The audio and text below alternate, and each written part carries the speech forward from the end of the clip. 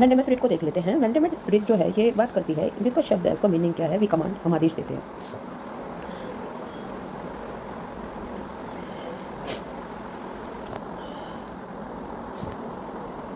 आ जाएगा आपका, इसमें कह रहे हैं कि इसमें सुप्रीम कोर्ट का एक आदेश होता है जिसके द्वारा किसी व्यक्ति या लोक प्राधिकारी जिसके अंतर्गत सरकार और निगम भी शामिल है, यानी कि गवर्नमेंट भी और कोई कॉर्पोरेशन दोनों ही इसमें इंक्लूड की गई हैं, को उनके विधिक या लोक कर्तव्य या किसी समिति के अधीन आरोपित कर्तव्य को करने का आदेश दिया जाता है। यानी कोई भी पब्लिक एम्प्लॉय, कोई लोक सेवक या लोक प्राधिकारी या कोई भी कॉर्पोरेशन उसमें अपॉइंट किया गया कोई भी प्राधिकारी, अगर वो अपनी ड्यूटी को ठीक से नहीं कर रहे हैं तो उनको आदेश दिया जा सकता है, यानी कि उनके अगेंस्ट हाई कोर्ट या सुप्रीम कोर्ट में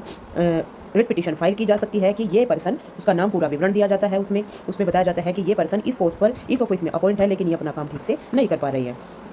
या उन कर्तव्यों को अवैध रूप से न करने का आदेश दिया जाता है। एग्जाम्पल बताती हूँ, यदि प्रार्थी ने किसी अधिनियम के अधीन लाइसेंस प्राप्त करने के लिए भी सभी शर्तों को पूरा कर दिया है तो लाइसेंस देने वाले प्राधिकारी का यह कर्तव्य हो जाता है कि वह प्रार्थी को लाइसेंस प्रदान करे। विधि के अंतर्गत भी सभी शर्तों को पूरा करने के पश्चात भी यदि संबंधित प्राधिकारी लाइसेंस देने से इनकार करता है या विफल हो जाता है तो पीड़ित व्यक्ति परमादेश लेख प्राप्त कर सकता है। ये आपके सामने यहाँ पर है। अच्छा, ये रिट कब जारी की जा सकती है? मैंडेमस या परमादेश रिट के द्वारा लोक अधिकारी को उनके ऊपर विधि द्वारा आरोपित कर्तव्यों के पालन के लिए बाध्य किया जाता है। यह भी आवश्यक है कि प्रार्थी जो है अपने सभी कर्तव्यों का पालन करे और जो लोक प्रकृति का होना चाहिए, कर्तव्य विधि द्वारा आरोपित होना चाहिए, यानी कि जिसके अगेंस्ट आप मैंडेमस रिट फाइल कर रहे हैं वह पर्सन किसी न किसी लोक प्राधिकारी के पद पर ही आसीन होना चाहिए, तभी आप उसके लिए ये रिट पिटीशन फाइल कर सकते हैं। परमादेश रिट के लिए आवेदन वह व्यक्ति कर सकता है जिसका कोई विधिक अधिकार ही नहीं वरन न्यायालय द्वारा पटनीय अधिकार भी हो। किसी के पीड़ित पक्षकार तभी समझा जाएगा जब किसी व्यक्ति द्वारा जिसे कुछ करने का विधिक कर्तव्य है उसके विधिक कर्तव्य को वो मानने से इनकार करता है। जैसे कि आप किसी भी सरकारी दफ्तर में जाएं, आप बैंक में जाएं, आप लाइसेंस लेने के जाएं, आप राशन कार्ड में जाएं या आप विकास प्राधिकरण में जाएं, वहाँ पर जो भी ऑफिसर पॉइंट है और उनका जो काम है अगर वो अपना काम ठीक से नहीं कर रहे हैं तब यह रिट जारी की जाती है। किन निम्न परिस्थितियां दी गई हैं, यह संबंधित अधिकारी का कर्तव्य है कि वे केवल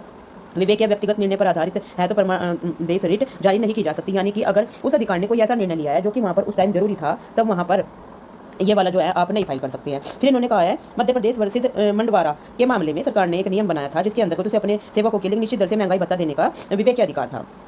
लेकिन सुप्रीम कोर्ट ने निर्णय दिया कि राज्य सरकार को अपनी शक्ति का प्रयोग करने के लिए बाध्य करने के लिए परमादेश रिट जारी नहीं की जा सकती है। संतोष वर्सेज यूनियन ऑफ इंडिया का भी ये केस था जो आपका 2016 का केस था। इसमें भी परमादेश रिट विद्यालय के पाठ्यक्रम में नैतिक विज्ञान को अनिवार्य विषय के रूप में लागू किए जाना जारी नहीं की जा सकती क्योंकि वो उनका कैरिकुलम है किसी भी कॉलेज में। आप यहाँ पर देखें ये वाला केस, इसमें एक जो आपका विद्यालय है उसमें नैतिक विज्ञान को एक जो कंपलसरी सब्जेक्ट के रूप में रिट पिटीशन फाइल गई है कि ये स्कूल इस सब्जेक्ट को कंपलसरी सब्जेक्ट के रूप में लागू नहीं कर रहा है, तो कोर्ट ने कहा कि यहाँ पर रिट पिटीशन फाइल नहीं की जा सकती क्योंकि वो स्कूल मूल्य आधारित शिक्षा के बारे में कोई भी विवाद नहीं है। उच्चतम न्यायालय की अधिकारिता सभी बुराइयों के लिए रामबाण ने ऊपर मूल अधिकारों के उल्लंघन के लिए उपचार है। Thank you.